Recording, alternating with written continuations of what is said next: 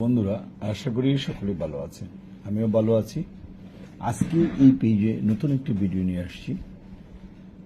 যারা ভেটেরিনারি পল্লী চিকিৎসা কোর্স করতে চান বা অ্যানিম্যাল রেয়ারিং অ্যান্ড ট্রিটমেন্ট এবং animal health and production course করতে চান তাদের উদ্দেশ্যে এই ভিডিও করা।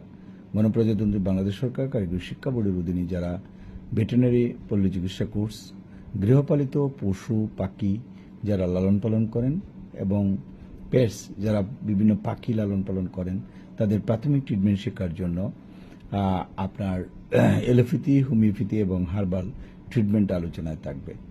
যেসব সাবজেক্টের মধ্যে উল্লেখযোগ্য থাকবে anatomy, physiology, pathology, pharmacology, medicine, entrepreneurship, business development, এসব সাবজেক্টগুলো থাকবে।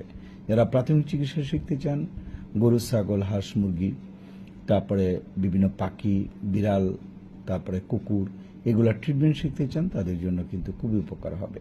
যারা এলোপ্যাথিতে শিখতে চান বা যারা হোমিওপ্যাথিতে শিখতে চান বা যারা হার্বাল ট্রিটমেন্ট কম্বাইন্ড শিখতে চান বা ফুড সাপ্লিমেন্ট কী কী দিতে হবে শিখতে চান তাদের জন্য খুবই কাজে লাগবে।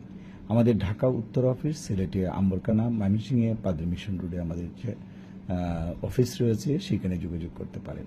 বয়সের কোনো বার্ডেন নেই, যে কেউ শিখতে পারেন।